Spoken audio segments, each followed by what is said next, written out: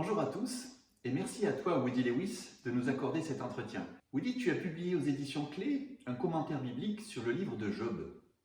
Nous aimerions que tu répondes à quelques questions, mais avant cela je vais te présenter. Woody, tu es diplômé de Princeton en histoire et tu es titulaire d'un doctorat de la faculté de théologie de Dallas. Avec Suzanne, ton épouse, tu as 4 filles.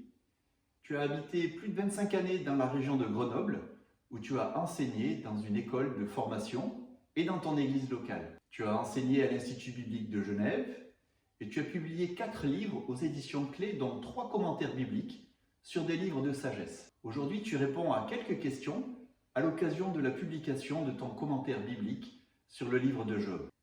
Job dit à plusieurs reprises qu'il n'a rien à se reprocher. Il dit également à plusieurs reprises qu'il est juste. Pourtant, la Bible dit en Romains 3, 10 qu'il n'existe pas de juste, pas même un seul. Et dans Romains 3, 23, elle dit aussi que tous ont péché. Alors Woody, est-ce que tu peux nous aider à comprendre cette contradiction apparente? Est-ce que Job est juste ou est-ce qu'il est pécheur? Est-ce que intègre, dans le contexte de ce livre, signifie juste? Que veut dire vraiment Job quand il dit qu'il est juste et qu'il n'a rien à se reprocher? Il est juste et il est pécheur. Mais il faut définir ce qui est juste dans le contexte du livre de Job. Dieu dit au départ, et donc on sait que c'est vrai, que Job est intègre et droit et qu'il craint Dieu et s'écarte de mal.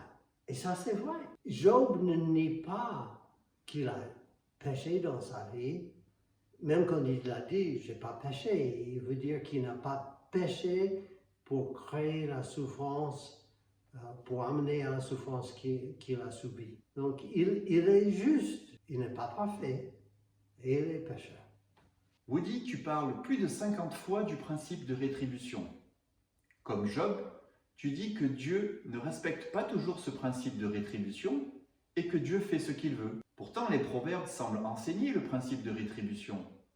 Les proverbes soulignent que les bonnes actions provoquent de bonnes conséquences et que les mauvaises actions engendrent de mauvaises conséquences. Comment alors concilier ces principes des proverbes et ceux de Job? Tu as bien dit, Michel, qu'il y a des principes dans les proverbes. Ce ne sont pas des promesses inconditionnelles qui vont se réaliser 100% du temps. Ce sont des principes, des règles, des vérités générales. Et donc, le principe de rétribution, c'est généralement vrai, mais il y a des exceptions. Et c'est le cas de Job, et pour d'autres personnes aussi. Woody, tu ne trouves pas ironique que Job dise à ses amis que le principe de rétribution ne s'applique pas à lui et que Job demande à Dieu de lui faire justice en vertu de son intégrité? Il veut que Dieu lui applique ce principe de rétribution. Il y a deux choses à considérer. D'une part, Job insiste qu'il n'a pas, que lui est une exception au principe de rétribution. D'autre part, il pense que Dieu n'agit pas selon la rétribution et ça crée une confusion chez lui parce qu'il sait qu'il n'a pas péché. Alors pourquoi est-ce que Dieu le punit et ça le trouble? Comment tu as structuré ton commentaire biblique sur Job? D'une manière simple, il y a deux parties. La première partie est une vue d'ensemble. Il y a brièvement quelques questions de date et d'auteur, mais surtout une présentation des 6 personnages du livre de Job. Et ces personnages et leur caractère sont la clé pour pouvoir interpréter le livre de Job. Et la deuxième partie du livre, c'est une analyse des parties. Le texte biblique est présenté, le plan détaillé, et puis, comme j'ai dit, l'analyse détaillée.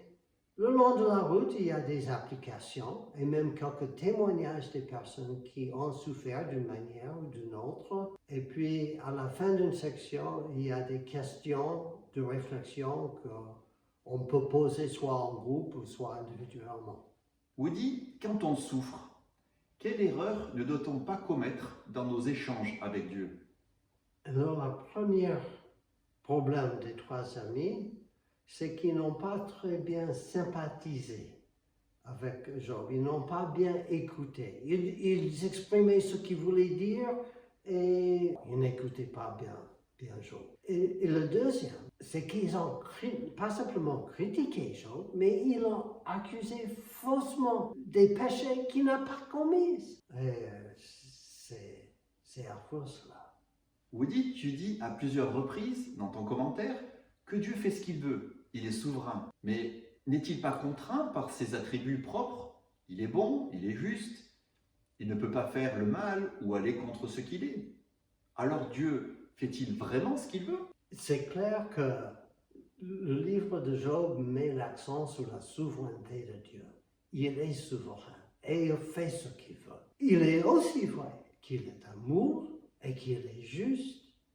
Et tout cela est vrai. Parfois, c'est difficile pour nous de comprendre comment tous ces attributs de Dieu peuvent exister en Dieu, mais c'est vrai. Il faut vivre avec cette tension et nous confier dans la justice et la bonté de Dieu. Et comme Job, qui a appris, comme dit Jacques dans son épître, Job a appris la miséricorde et la compassion de Dieu. Comment peut-on utiliser ton commentaire, seul ou en groupe? Seul, c'est très simple. Il y a déjà le texte biblique dans le commentaire, donc on le lit. Après, on lit le plan et puis l'analyse, les observations sur le texte. Et on peut réfléchir plus profondément dans son culte personnel aux questions qu'on pourrait se poser au sujet de la souffrance et comment regarder à Dieu. On peut utiliser effectivement ce commentaire dans son culte personnel. Ce n'est pas un commentaire trop académique ou c'est un peu sec ou sèche, mais ça peut parler aussi à votre cœur. En groupe, on peut lire le texte, le plan et l'analyse, et puis quand on est ensemble, on discute des observations ou des questions que les uns ou les autres auraient fait, et y compris les questions de réflexion qui sont à la fin de chaque section. Quel est ton verset préféré dans le livre de Job? Je pense que c'est Job 1, au chapitre 1, le verset 21. Dieu a donné, Dieu a ôté, que le nom de l'Éternel soit béni. Il se confie toujours, et il le fera à la fin, en Dieu, et qui est bon, et il ne remet pas à la fin la bonté de Dieu. Je voudrais lire ce verset dans son contexte. Job au chapitre 1, le verset 20. Alors Job se leva quand il a entendu les mauvaises nouvelles, déchira son manteau et se rasa la tête. Puis se jetant par terre, il se prosterna et dit, je suis sorti nu du sein de ma mère, et nu je retournerai dans le sein de la terre. L'Éternel a donné, et l'Éternel a ôté. Que le nom de l'Éternel soit béni. En tout cela, Job ne pécha point et n'attribua rien d'injuste à Dieu. Et je veux toujours moi-même penser à la bonté et l'amour de Dieu, même si je ne comprends pas ce qui se passe dans ma vie, que je passe par les souffrances extrêmes, j'en ai passé, souffrances physiques extrêmes, mais Dieu est toujours bon. Quel verset a été difficile à comprendre et à commenter? Bien sûr, il y a quelques versets difficiles à comprendre, mais ce qui me vient à l'esprit, c'est au chapitre 19. Et je vais lire le texte, c'est à partir du verset 23, où Job dit, « Je voudrais que mes paroles soient écrites, qu'elles soient écrites dans un livre. Je voudrais qu'avec un burin de fer et avec du plomb, elles soient pour toujours gravées dans le roc. Mais je sais que mon Rédempteur est vivant et qu'il se lèvera le dernier sur la terre. quand ma peau sera détruite, il se lèvera. Après que ma peau aura été détruite, moi-même, je contemplerai Dieu. Je le verrai et il me sera favorable. Ces versets est de voir un jour Dieu face à face. Et pour quelqu'un qui souffre, c'est souvent cela qui est une consolation. Mais Job n'est pas en train de se consoler, il est en train d'argumenter. Et d'argumenter qu'il a raison et que Dieu a tort de lui infliger autant de souffrance. Alors, il dit que, bon, Dieu n'est pas en train de me répondre pendant cette vie, alors un jour, après ma mort, Dieu va me donner raison. On voit ainsi l'importance du contexte pour comprendre ce que le verset veut dire. Un texte hors de son contexte est un prétexte.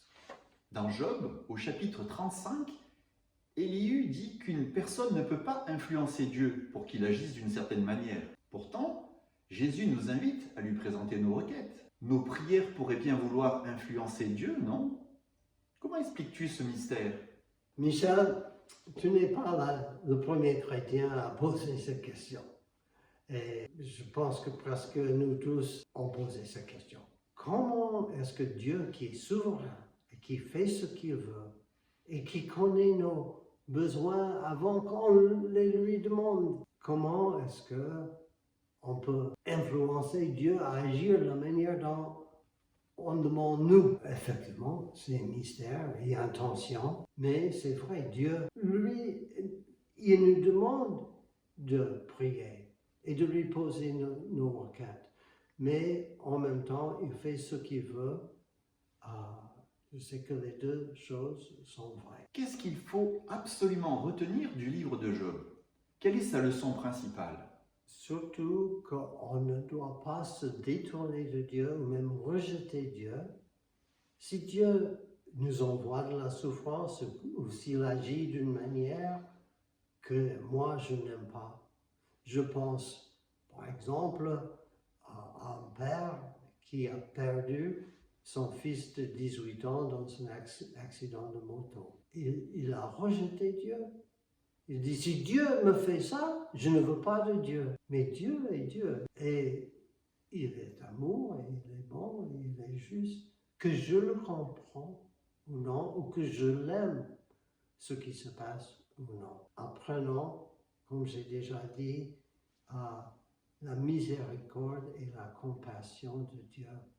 Et Dieu est digne de confiance. Merci à toi, Woody Lewis, pour toutes ces réponses et pour ton commentaire biblique. Vous pouvez retrouver ce commentaire biblique dans toutes les librairies chrétiennes de la francophonie et sur notre boutique à éditionclé.com. Merci pour votre attention et à très vite pour un autre entretien.